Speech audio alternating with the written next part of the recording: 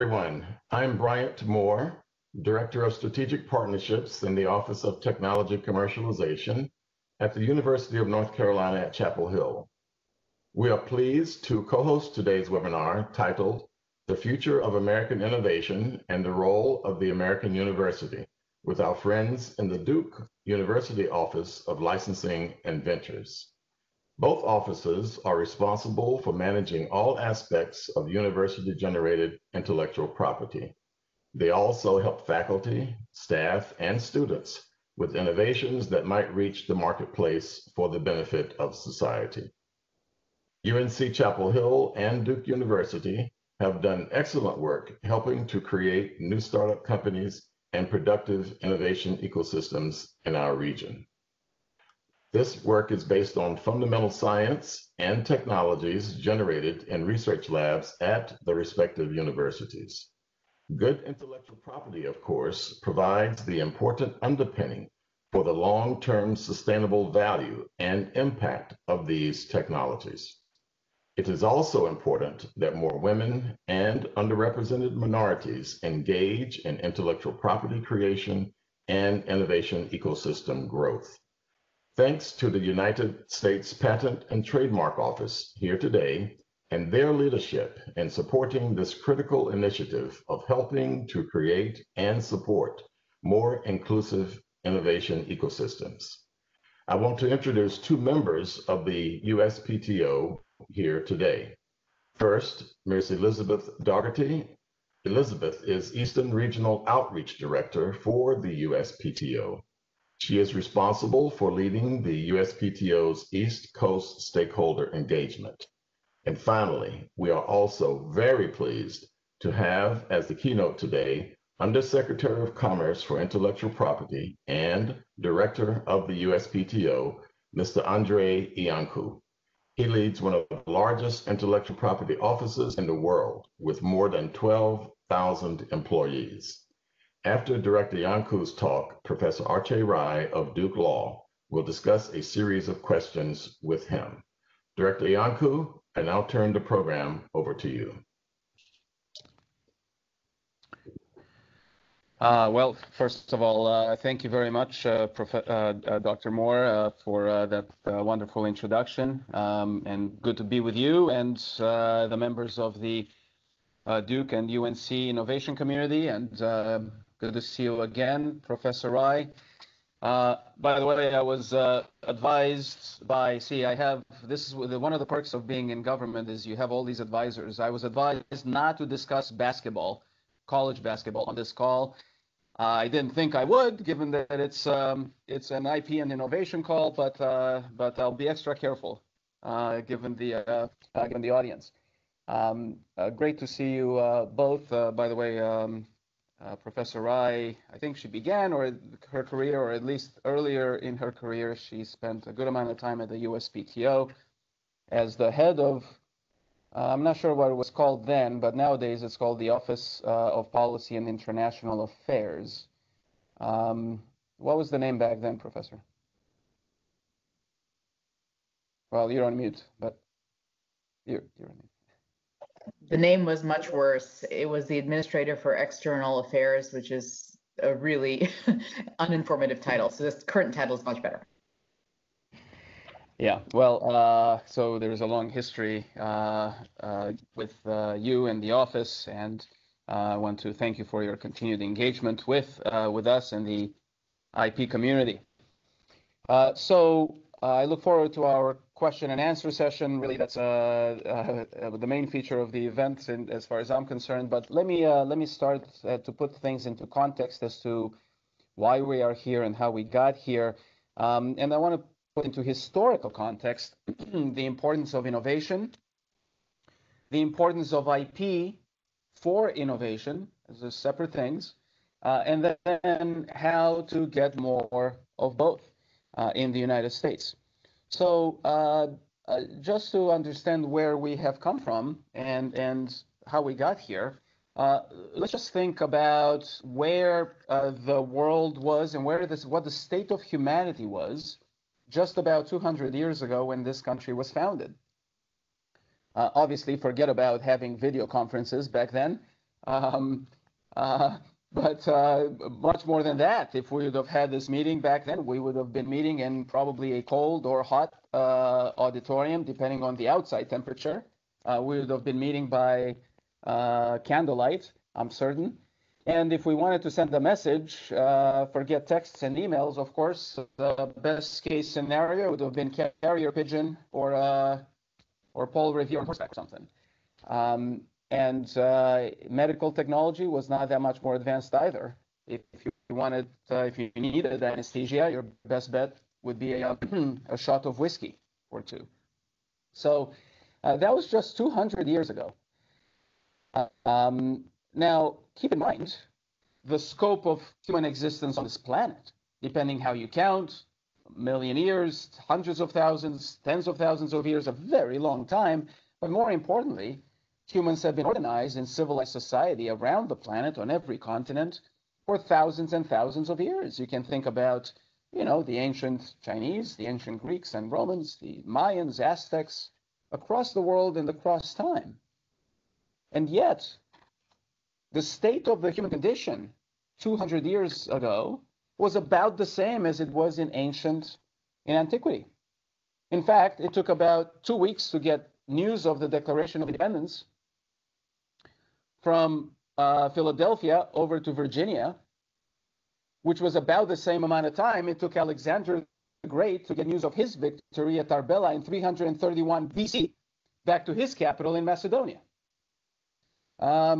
So what exactly happened 200 years ago to change the course of humanity so dramatically and so almost instantaneously? It's not like humans all of a sudden developed an extra brain or had an overnight genetic mutation. What happened? Well, lots of things. Obviously, history converged at about that time. But as far as I'm concerned, for our purposes here, the most important thing was the United States Constitution and the inclusion in it of the Intellectual Property Clause, where in a formal government document, the exclusive right was guaranteed to authors and inventors for their respective writings and discoveries. And therefore, in other words, the establishment of the modern copyright and patent systems. And for the first time in human history, you had a document that created a democratized innovation system of laws. You no longer had to be friends with the crown. You didn't have to be rich. Anyone could at least theoretically invent. Anyone could at least theoretically obtain protection for those inventions. And the overall result, looking at the span of history for the past couple hundred years, has been absolutely dramatic. What we have since then is, as a result of the dynamic competition created by the modern IP system, we've had explosive, exponential growth in technology, and it ain't stopping anytime soon. And we can see, we live those results every day. We also know statistically. We know statistically, there are many economic studies on the importance of intellectual property to foster this innovation. Let me just mention a couple of numbers created by the Office of the Chief Economist here at the USPTO, which, by the way, I believe Dr. Rai established when she was here. For example, in a study of IP-intensive industries, first of all, about half of the American GDP comes from IP-intensive industries nowadays. Excuse me. Wages in IP-intensive industries are about 50% higher than wages for folks who work in non-IP-intensive industries in the private sector. The growth of employment of a company that receives its first patent is 36% higher in the 5 years after the receipt of that first patent than for companies that do not receive a patent And the growth in sales is even higher, and obviously the growth of both is higher with even more IP protection. So the results of the intellectual property system that we have for individuals from an economic point of view and for their companies and for the US economy is just unmistakable. And also you have some non-quantifiable benefits, such as personal satisfaction. It's fun to work in these fields, career growth, and the like. The problem, though, is that despite the fact that we have an IP system that has grown from our Constitution, despite the fact that we have a democratic system of laws with respect to intellectual property and obviously everything else, innovation and IP in the United States remain highly concentrated. It's concentrated demographically and geographically. Well, let me take geography first. We know from where our patents come from. We know that innovation is concentrated in certain pockets around the United States. You happen to be in one of the most important ones, one of the oldest ones, in the Research Triangle in North Carolina. Silicon Valley is another such example.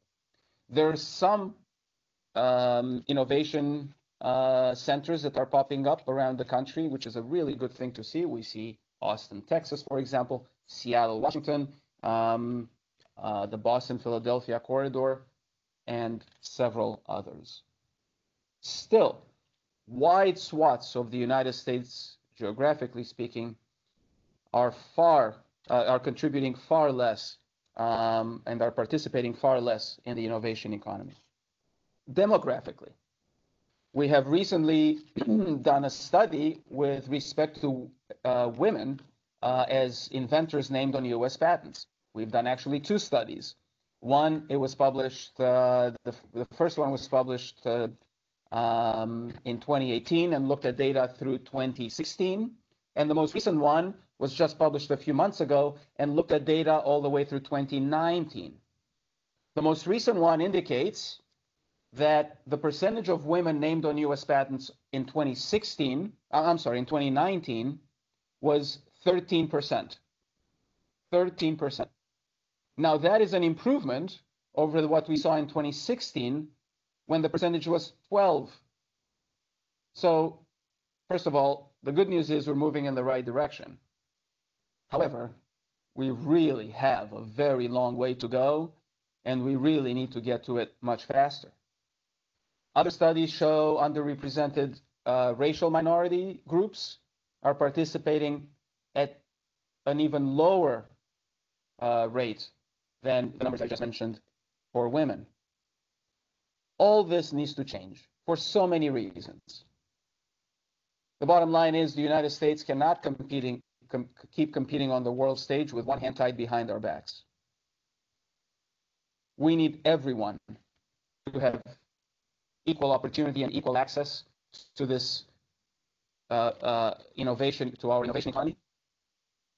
And as I said earlier, it's good for the individuals themselves. It's good for the companies they work in, the communities they live in, and for the United States. So what do we do about that? How do we address it? It's a known problem. People understand it. The recent reports from the USPTO just quantify one aspect of it, but it's not a surprise. People talk about it, and that's good. It's good to talk about it. We're talking about it in this event, and it's important to maintain this issue at the forefront. But in my view, we need to get beyond words. We need to get specific, and we need to demand specific actions and specific results. So, among other things, here at the USPTO, we recently established the National Council for Expanding American Innovation. The National Council is comprised of leaders from government, industry, and academia. And we have leaders, for example, CEOs of companies from across the technological spectrum in the United States. We have university presidents. We have folks from the venture capital world, small businesses, individual inventors, and the like. And the goal is for the council to help us create a national strategy that can identify specifically what the issues are, and we can talk more about what I mean by that, and identify specifically some of the solutions. And then, in addition to all that, identify specifically metrics that can be used to hold us accountable. Because not only do we need to get beyond words and actually have implement actions, but we need to measure the results so that we can make adjustments if necessary, and figure out if what we're doing is helping to improve the situation or not. So let me stop there. We have lots of features and programs and initiatives within the umbrella of the National Council. You can see it all on our website at uspto.gov. There is a dedicated page on our website for expanding American innovation. You can take a look there, see how you can help, and participate in the conversation as well. Universities have a huge role to play in this. As I said, you need universities, government, and industry. But frankly, I think universities and industry have a more prominent role to play than government. Universities not just educate people, you obviously educate the folks within your midst, but you're also helping with education curricula in the lower schools in your neighborhoods. You create so much innovation that comes from your labs and you're moving it to market. And you are a wealth of role models and mentors that can be deployed in a systematic manner to help the next generation of inventors and entrepreneurs. So we'd be happy to talk about any of those topics, as well as anything else that relates to IP. So I look forward to that conversation. Well, thank you, Director Iancu, much appreciated. And as Director Iancu generously mentioned, I have lots of good feelings and history with the Patent Office. And so I'm so delighted that Director Iancu is here to speak with us. And I have to say that as a professor, the recitation of patent history was particularly heartwarming to me, because when I try to teach my students about the importance of history, sometimes they don't necessarily love it as much as I suspect Director Iancu and I do. So thank you. And I also, the other thing that is my passion outside patent law is, of course, statistics and economics. So I loved all the recitation of the facts and figures that the Office of the Chief Economist has come up with. So picking up on that just a little bit, so you mentioned the National Council for Expanding American Innovation.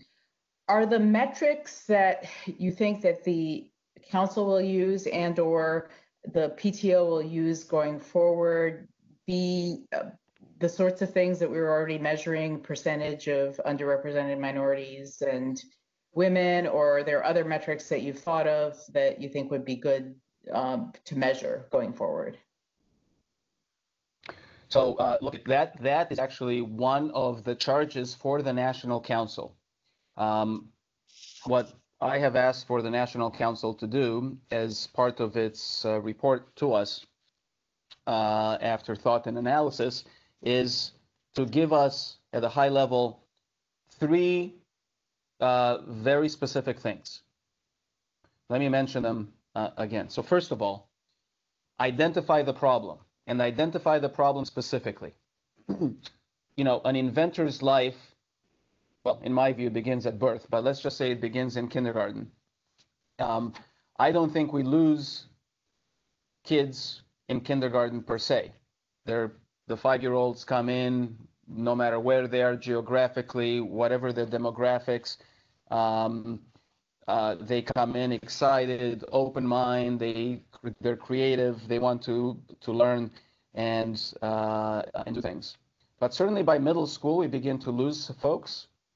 Certainly we lose them in high school, we lose them at the college level, we lose them at the employment level, we lose them when they try to commercialize, and venture capital dollars go in hugely disproportionate numbers to male run firms. I think there's a statistic that indicates that women-run firms receive only about 2 or 3% of venture dollars. So let's be specific. Where along the path are we losing folks? Okay, and then second point, let's be specific about the proposed solutions, and there are going to be multiple solutions. But the reason the first point is important is because the proposed solutions will be different for the different points along the inventive path, right? The proposed solutions for middle school will be different than the proposed solution for college and for venture capital and so on. So let's be specific about those two things.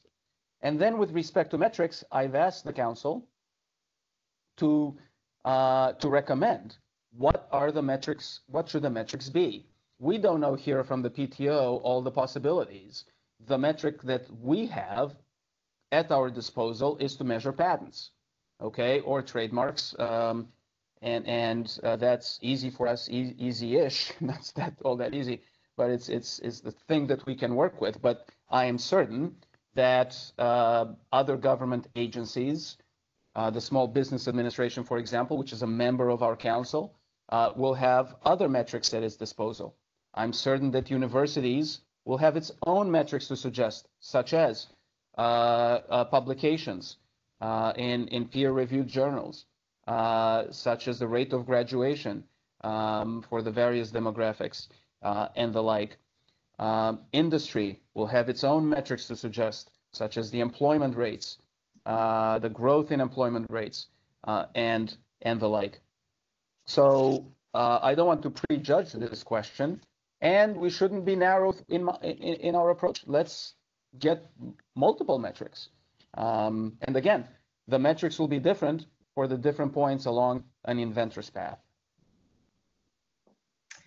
Well, that's a terrific answer. And I think that in particular, I like the fact that the USPTO is collaborating with other agencies in the US government, because I think there is a wealth of information across the US government spectrum. And sometimes, as you know better than I, agencies tend to just focus on the problem at hand, and which are many, and we'll talk about those. But and as a consequence, these bigger picture issues that other agencies can help with are perhaps understandably not at the top of the agenda. So, so just picking up on some of the more immediate questions that the USPTO faces, how in particular have you thought of helping underrepresented innovators get access to USPTO resources? And could you talk a little bit about that? Sure. It's a very important point, because the intellectual property field, as we all practitioners in the field know, is complicated. I like to joke that there is a hidden section of 35 USC of the patent code. It's like 101.5 or something that says patent law shall be complicated. And if you try to simplify, you're violating that law. So we do need to work towards simplification of the concepts and demystifying the concepts to provide more access to new entrants, especially previously underrepresented groups. So I don't want to steal Elizabeth's thunder. She will have all sorts of details when you ask her to jump in about all the resources available on our website, available in your region. But let me just mention that if you go to our newly redesigned website, uspto.gov, there is a dedicated series of pages. If you click the button which is towards the front, which is our new to IP, and there are all sorts of resources available there, including specifically to your region. And there's also a presentation that actually is titled, it's a PowerPoint presentation that actually is titled Demystifying the IP System. But I'm sure Elizabeth will have much more to say.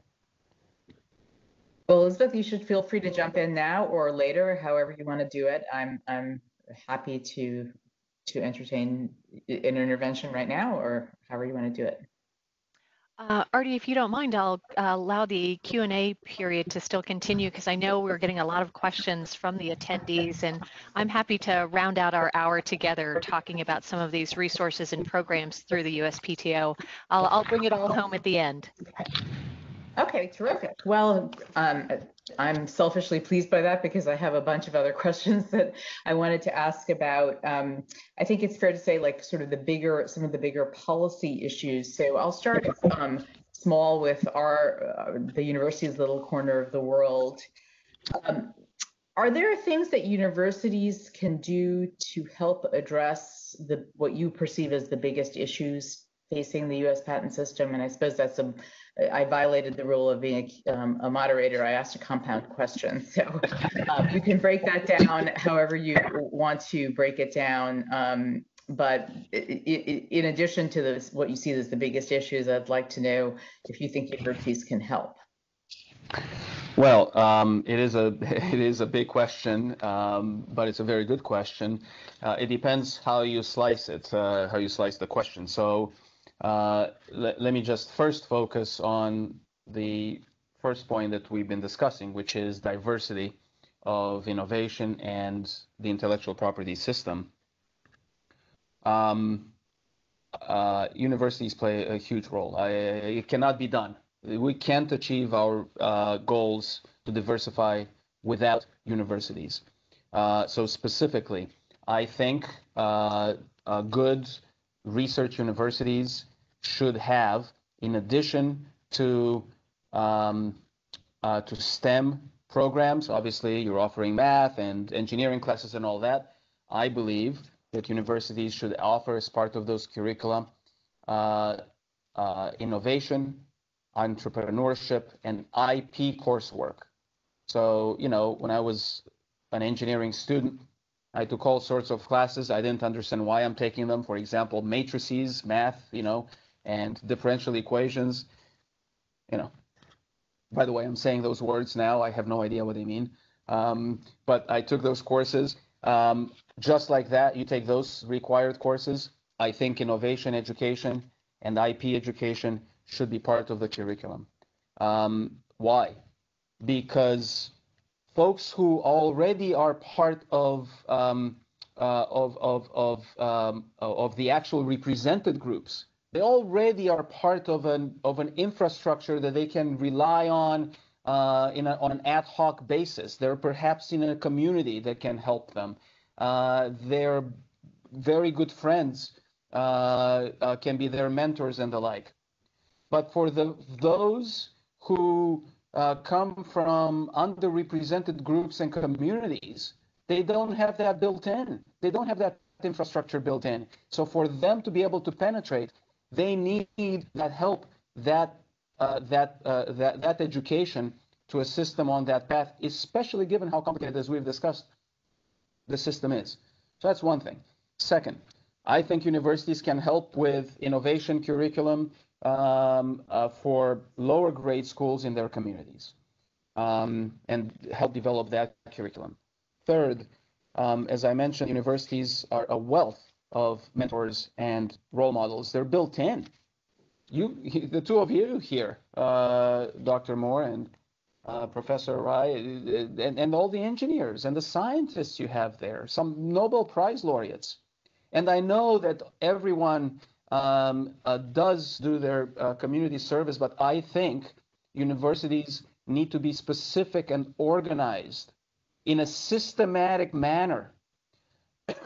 Excuse me, give credit if appropriate, consider mentorship and role model activities as part of the performance evaluation, have a program that can deploy all of these incredible resources you have 2 hours a week, an hour a week, whatever it is, whatever is appropriate for the particular school, deploy them out into their communities in a systematic manner to help out, because we're not going to move the needle if the next generation doesn't have role models and mentors that they can see themselves in. And they exist. They just need to be put out there so people can have access to them. Universities have a huge role to play in moving technology from lab to market. You create so much innovation. The question is, does it get out? So we've been working, I have, and my colleagues at NIST and others in the administration, we've been working on all sorts of policies to try to encourage and facilitate that transfer of technology from lab to market, where it's a win-win for everyone and really important for the American ecosystem. I could go on. So that is on just the innovation ecosphere. And of course, we can get into the more nitty-gritty details that patent geeks such as myself can relish in, but I'll leave that up to you, such as Section 101, the PTAB, and all sorts of really detailed patent law questions. Universities have a role to play there as well. So I will, rest assured, because I'm a geek as well, get into some of the geeky patent law questions in just a moment. I just wanted to follow up on the great, to applaud the great job that you and the NIST community have done on the Lab to Market initiative. And I've been involved peripherally through the national academies, and I think it's something that I hope will continue into the future as a major priority of the executive branch. So on some of the geeky issues, just because there are rumblings in the patent community about how the U.S. is losing ground as a consequence of our perhaps unusual stance on patent eligible subject matter. Could you talk a little bit about that? And then I'll have some further geeky questions, perhaps on what the Patent Office has been doing, which is a lot, as you know, on trying to improve the situation. Sure. So first of all, I'm sure that there is a diverse audience here of backgrounds when it comes to this. So just to set the scene, when the professor mentions patentable subject matter, that's actually also known as Section 101 of the Patent Code, and it's the highest level definition of what is in the patent system and what's not in the patent system. For example, technologies such as what we're discussing here, the type of technologies that we're using here right now for video conferencing and the like, and or an automobile or a plane or Edison's light bulb, those are called the useful arts according to the Constitution, and they're into the patent. They're eligible for patenting. Songs, drawings, dance routines, those are generally referred to as the fine arts. They're not within the patent system. But as you can imagine, so those are easy examples. But as you can imagine, there's a huge area that is very difficult to categorize, and it gets very difficult on the edges. So the statute that addresses all of this, Section 101, it was actually written in 1793 by Jefferson and Madison, okay? And it hasn't changed since. I'm not kidding, like word for word. There's a single word difference, and everybody's agreeing that that word difference makes no difference. It's actually the modern version of the 1793 word. It's identical, the whole thing. Now, those guys were brilliant. There's no question in my mind. Nevertheless, as brilliant as they were, I'm pretty sure they did not anticipate DNA editing and the internet and video conferencing, among many, many other things. So technology has really, really changed over time, but our statute has not. So in the absence of that, courts have stepped in And they've, over the past 100 years, maybe more, have tried to draw this line, what's in and what's out. And the problem with courts doing this work is that they do one case at a time, as they have to. Obviously, when it gets to the Supreme Court, they have broader views and whatnot, but nevertheless, it's still one case at a time. And the result is that it's confusing right now. And it has been confusing for at least a decade. So what we have done at the PTO is to take all the available case law from the Supreme Court and the Court of Appeals over time and synthesize it in what is a new analytical approach. Not changing the law, we can't. Congress gives the law, courts interpret it, we just apply it. But we have created a step-by-step analytical process in order to apply it in a consistent fashion.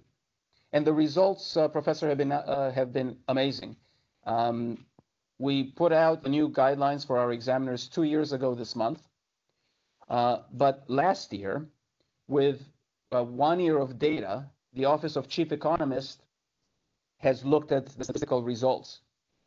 And the uncertainty of examination in this area of law, which has gone up dramatically in the past decade after the most recent Supreme Court cases, has decreased after the new guidelines by 44%. In other words, the predictability of our analysis and the certainty of our results in this area is now even better than it was before these most recent Supreme Court cases. So I think it's working well. Time will tell. It's still fairly early days, even though it's about 2 years in. But we know that the stakeholders and the applicants understand this. The examiners understand how to do it now, and the statistics bear it out. Yeah, no, I completely agree with what you're saying, and that's certainly been my analysis as well, that your guidance has been extremely helpful in ensuring predictability. Now, of course, as you well know, the courts do what they will with the granted patents, and I don't know if you have any crystal balling that you want to do with respect to what Congress is going to do vis-a-vis the courts to try to perhaps rein them in or not rein them in, that's a crystal ball question that you're free to answer in any way you want. Yeah, well, as Yogi Berra said, predictions are really difficult to make, especially about the future. So I don't have a crystal ball. My views on this are based on the same information you and anybody else has out from the public. But let me just say a couple of words. The courts are independent. It's an independent branch of government, and as it should be. And they are not bound by by administration guidance and guidelines, and they shouldn't be. Now, they could, if they wanted to, choose to look at what we've done and say, well, that makes makes some sense. Maybe we should do the same thing. That's up to them. They haven't done that yet, so far, or they haven't done anything else. Our approach is not the only approach. It's just one way that we think makes sense to synthesize the case law. I'm sure there are other ways of doing it. But they haven't changed their approach at all, really, in the past number of years. There have been some attempts to bring the matter up to the Supreme Court again in just this past year. Doesn't seem like the Supreme Court is taking these cases at this time, at least for now. So we will see. I actually believe that if our examiners apply our guidance correctly, and if the courts apply the law as they've developed, the case law as they've developed correctly, then the result should be the same, because we haven't changed the law at all. We really just took the cases and we synthesized them, and we said, okay, you do this first, then you do that second, and so on. So we'll see. We need some more time. However, if it turns out that the confusion remains in the courts, or is between the courts and the administration, well, then Congress will need to step in, most likely. There has been an effort in 2019, and I forget, did you testify in that hearing? I did not, no, but I followed it very closely. Yeah, okay. 45 people testified in that hearing from industry, different industries, from academia as well. But then it stalled, and the senators said it stalled because they couldn't find consensus within the community. I do believe there's still an appetite. I think Senators Coons and Tillis, who are the heads of the respective parties of the IP subcommittee in the Senate, I think they're still interested. But I don't think, and they've said so publicly, I don't think anything will happen without more of a consensus from industry. So we'll have to see how that goes. In the meantime, as I said, I'm very pleased with how with our results, and our approach is also consistent with what other countries do. They have a very similar systematic approach. So we'll see what happens. Yes, well, I certainly hope that the courts, and here I'm editorializing a little bit, the courts, and perhaps including the Supreme Court at some point, see fit to look closely at the USPTO guidance. So let's hope that works out. So a question that perhaps puts universities on the spot a little bit, because, why not? Have you looked at, or has the PTO considered looking at whether university patent applications are better or worse in terms of quality than the applications from other sectors? And do you have any thoughts anecdotally on that question? I don't, and it would not be so easy to do, because you would first have to define what do you mean by quality. The word quality is really important when it comes to patent examination, and we have quality initiatives here, but it's really hard. If we need to start putting some metrics to it, it becomes really hard to have agreement as to what exactly we're measuring for quality. It's doable, but it's difficult, and we haven't done it to separate universities out from other industries. I will say that some universities patent more than others. The two here, you are all leaders in this area, and you're some of the more prolific patent applicants and holders out of the university ecosystem, and that's great. Let me say that I think it's important for faculty and students who work in labs on university campuses to always consider intellectual property protection and always be engaged in discussions with universities' tech transfer offices early on in their process. It doesn't mean that they must obtain IP protection for everything they do. Sometimes it's not appropriate for their particular effort, but they must consider it, in my view, because if they don't, and then later they decide that they do need it, then it might be too late. IP rights, certain IP rights, are irretrievably lost if they are not pursued in a timely fashion, depending on the circumstances. And sometimes, especially on university campuses, it's counterintuitive that IP is important to actually disseminate the technology and transfer it to the marketplace. Sometimes the perception is, gee, I'm here for the greater public good, and I want to invent things and make new things, and if I don't protect it, more people will have access to it. Now, sometimes that's true, depending on exactly what we're talking about. But very often it's not true, and it's exactly the opposite.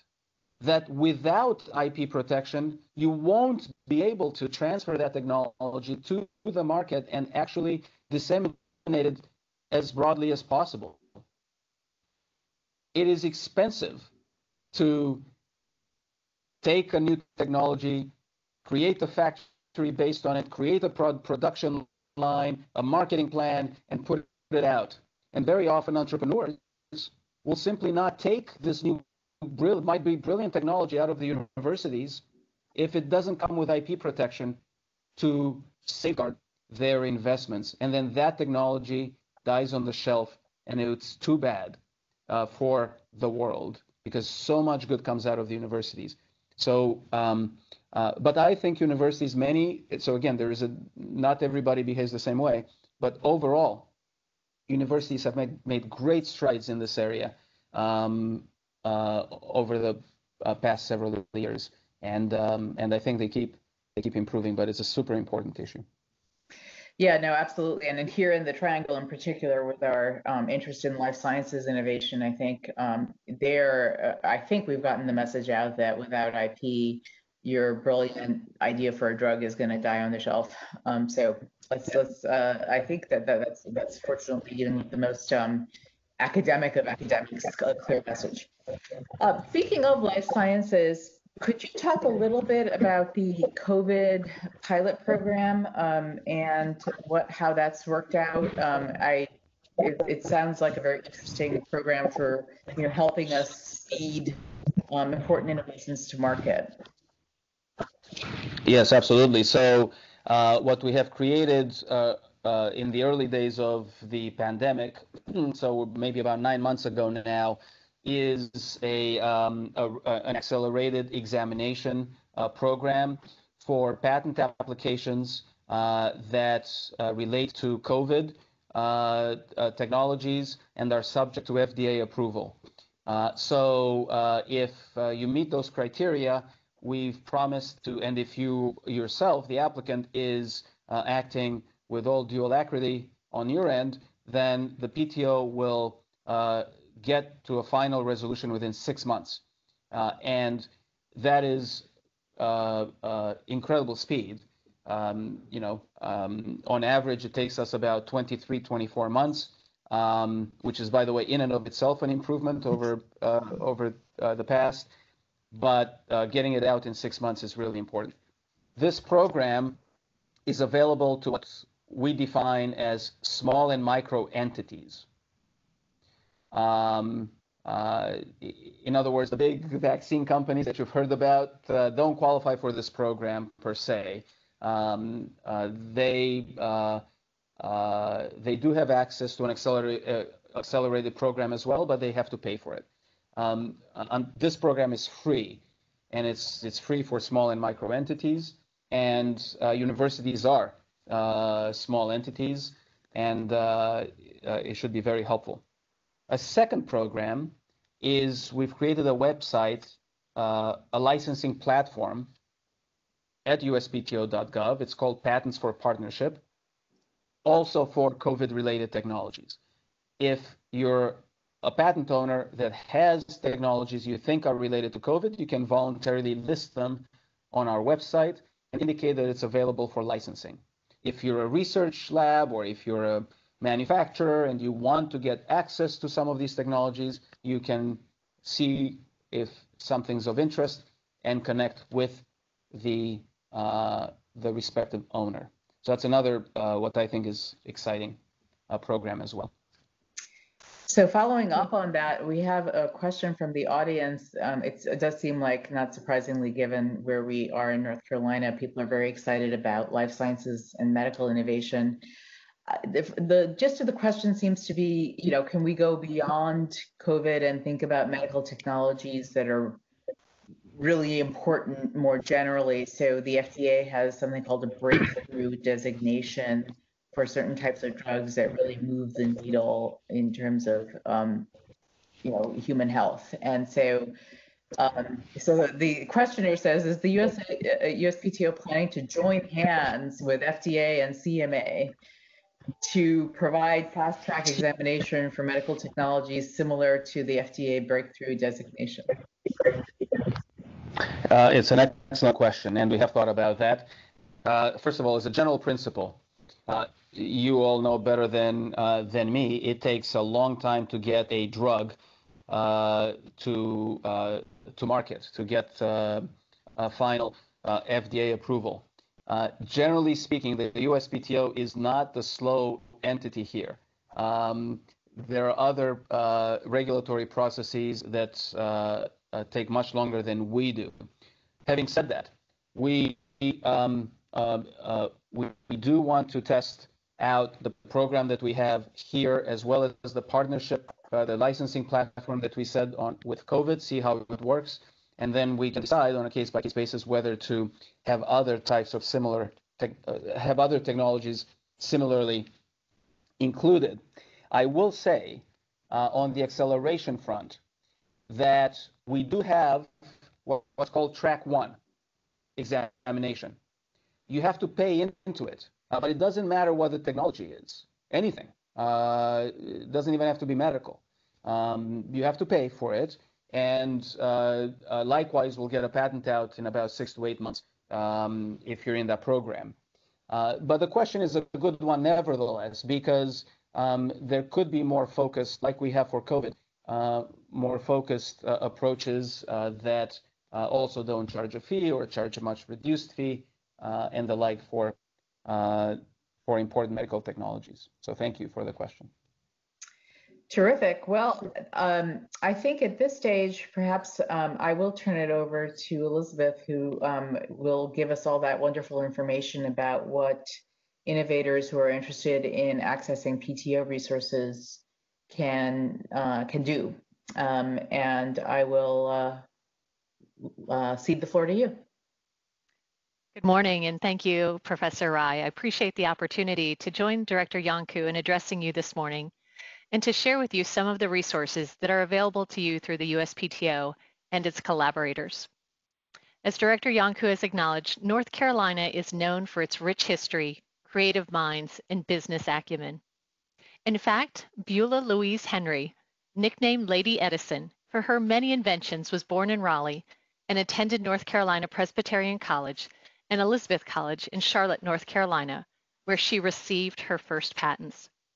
A prolific inventor, Henry received 49 patents during her lifetime, though is said to have had over 100 products designed to improve daily life.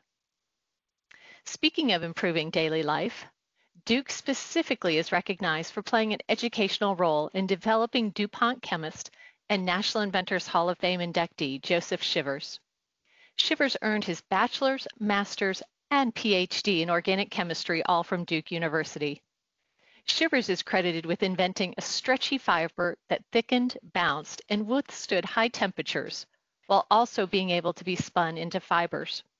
This synthetic elastomer, known generally as spandex, and by its trademark named Lycra, exists today as a $5 billion market found in the fashion industry, thank goodness, healthcare, home furnishings, and the automotive industry.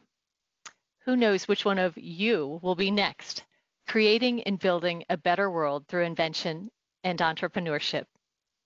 To help you do it, we encourage you to visit us at www.uspto.gov, our website that the director has referenced a number of times.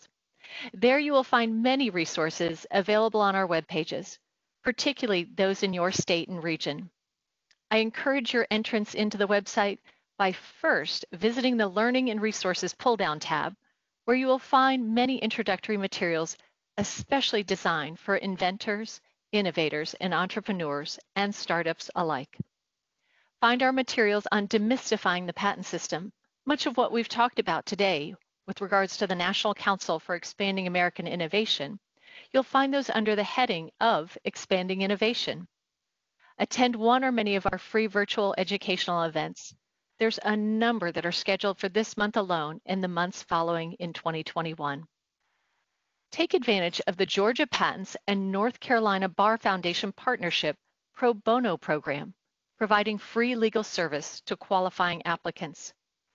Alternatively, the following law schools have law school clinics also providing free legal services: the University of North Carolina at Chapel Hill School of Law and the North Carolina Central University School of Law.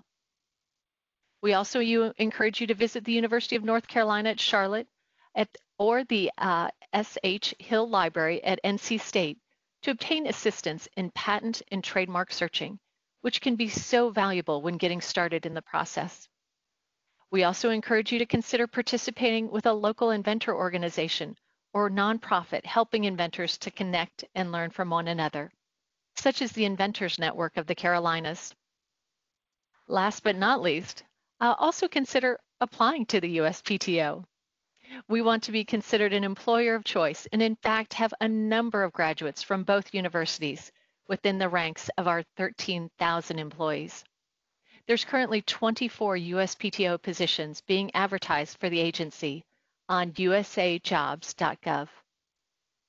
Please also consider me and my team at the Eastern Regional Outreach Office, your personal Siri or Alexa in navigating the USPTO and for understanding the role and importance of intellectual property.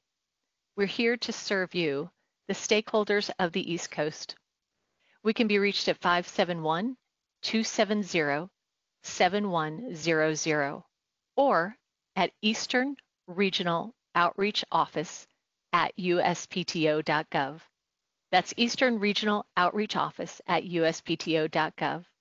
And you're also always welcome to reach out to me on LinkedIn. We're truly in this together, and we want to invite you to come and be a part of the innovation ecosphere. With that, I turn the stage back to Director Moore, Professor Rai, and Director Iancu to close out our program today. Well, thank you, Elizabeth. Thanks to all of you who have attended today.